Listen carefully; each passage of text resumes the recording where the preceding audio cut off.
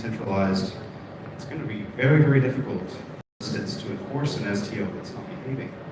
Because it may be, for instance, some of the projects I'm working with are thinking about domiciling in Malta, banking in Cayman, issuing in Hong Kong, but selling worldwide. So, who's going to? The nice thing about a regulated security is that you have that if you're hurt, if you're an injured party, you can be made whole through the criminal justice system. There is no global criminal justice system. So this means that, a lot of your stuff was talking about regulation arbitrage. The 3 examples you gave were reg-arb, all 3 of them. So where do you think this is going to go in terms of enforcement? Because I do think that STOs have a future. I wrote about this in January of this year. Thanks for the question. I totally agree. It's great we share the same concept that STOs are the future. I think the way to think about it is, and you're absolutely right, by the way, everyone's on the whole kind of SEC regulations trying to root this under the traditional asset class of FX, or just debt, equities. The way I think about it is you look at the evolution of each asset class. So for example, when equity first started, when FX first started, all these things, historical, history has a kind of interesting, to borrow a quote from Mark Twain, but it's an interesting kind of concept. It doesn't exactly repeat, but it does rhyme, right? That similar concept. And I feel like you will see this progression as the regulators try and regulate on STOs. They won't get it quite right because a lot of these concepts of tokenomics, is what I'd call it, don't apply to traditional, how do you value a company in equity? Well, you look at the 10-year model, there's DCF models, there's multiples methods, but then you discount it, whatever. There's a very established consensus, if you will, established consensus of how much a company is worth. People look at shares, dividends, and discount it back. That's equity. Then you look at debt, and people have a very good understanding of debt. You look at interest rates, you just discount its kind of payout, then you look at the face value. All these things are traditional asset classes which tokenomics have kind of applied for it. Crypto, on the other hand, has no real tokenomic value and no real kind of tokenomic principles applied to it yet that people understand. So I think that'll be the first step that will kind of kick into play. And as that will be a mixture of academia and government working together to come together to an agreement of framework, what can be, what can be kind of relatable to a traditional asset class, the same way we use a discounting concept, and what cannot be. And I think that needs to be the first wave that gives way, where you have a partnership, a true partnership between academics. And the issue with academics right now, there's not a precedence for cryptocurrency to kind of draw reliable statistical results and make inferences and more kind of insightful comments, because there's not enough data. But when that comes, and it will come eventually with time intrinsically, what you'll see is academics partner up with governments. That regulation will come out. Crypto frameworks will take a whole new class on its own. It will still be governed under a very kind of a similar concept to any equity class, but the rules within, I feel, will be slightly different. That can be from subtle differences from the way you raise money, all the way to subtle differences of how you actually float it, go from public to private. So I think these subtle differences and nuances is the journey that will take over 6 to 12 months really to kind of flesh out. And even now, equities, like a traditional asset class, still has a lot of alterations being made day to day. And so I don't see any kind of differences in crypto, but the changes that will happen will be more drastic each time for the first 1-2 years, and then once that volatility dies out, it becomes a more established asset class. But to that point, it's great you're working with a lot of these STO projects, and you're completely right. From a regulation arbitrage standpoint, it is easier to set up in Malta. It is easier to set up in Gibraltar, Liechtenstein, all these countries which are very crypto friendly. But ultimately, I really think that even though you get banking licenses there, and that's great, making an exchange, then an investor who wants to raise an STO ultimately asks the question, where do I raise my STO? Do I raise it in Malta, and do I have good reason to? And the answer may be yes, but I feel like what you'll see is countries start converging with that arbitrage. So you'll see all these first movers like Malta, Gibraltar, etc. But as this becomes more established, then you'll have America kind of really take the steed and say, this is how it should be done. The protocol we should be using is maybe ST20 instead of the ERCs. All these kind of things will become established. Then you'll see the rest of the countries cave in and follow its regulation standard, and that's how I see the kind of evolution slowly taking place. More questions?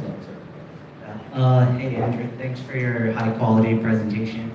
Apologies ahead of time for asking a very kind of dilute your presentation by asking a very speculator type question, which is what am I supposed to do with my current cryptocurrency portfolio? I had pipe dreams of going to the moon previously, and everything's stablecoin now. So I mean, I'm supposed to just like give up that pipe dream and focus on STOs going forward, or what should I do? So the better question then is not financial advice at this point, etc. But what do you hold in your portfolio? Just a traditional like Bitcoin, ERC token. Like, I'll stay long Bitcoin. Hold Bitcoin. Don't sell out of that. I think I'm really bearish on Ethereum. I think Ethereum goes below 200. I think it's actually worth 100 or less, and that's a mixture of reasons because of so many people having raised in Ethereum. It's a massive. I mean, from our side, we're seeing a lot of OTC, like over-the-counter flow, and that's, a lot of people are net selling. So if they're not going to sell through us, they're going to sell through an exchange, and I think that's going to hit the underlying down. So that's the second concept, and then everything else, Ripple, ADA, all this kind of stuff. I don't really feel unless you see a kind of a massive partnership that comes in, or massive kind of government or regulation really come in for these things, I don't think it's going to pick up anymore. So if your objective is to make or to go to the moon, so to speak, I wouldn't touch. I'd say remain long Bitcoin, on short Ethereum. Everything else I'd sell out of and consolidate your money into good ICOs that are left, and that's very, very few. And even with those very, very few ones, like if you're not a private investor or angel investor and you're getting in at public rates, I wouldn't really bother.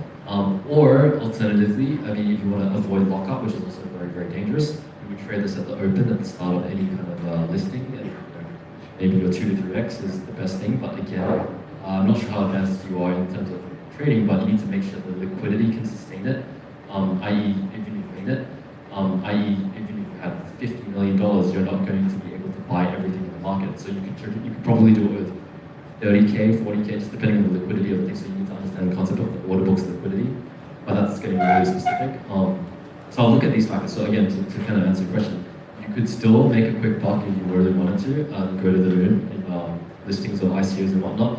I wouldn't bother investing into anything that locks you up more than 3 to 6 months. I think there's too much risk, so the reward isn't really worth it, because that traditionally opens. And if you look at the traditional path of ICOs in the last 3 to 6 months, everything opens at maybe average price if you're lucky and drops to zero. So I wouldn't go there. And look into STOs, really good STO projects instead, that you are quite convinced will be. This will have to be a long-term game, unfortunately, if you want to go to the moon. So it'll be a long-term game for that perspective. But if you still want to make a quick buck, the ICOs that are listing, I would look out for those opportunities rather than anything else. Where do you even do due diligence on STOs, upcoming STOs? That's a great question, man. It's not that easy. Like you need to. It's the same thing asking me how would you do a due diligence on a company that's about to list.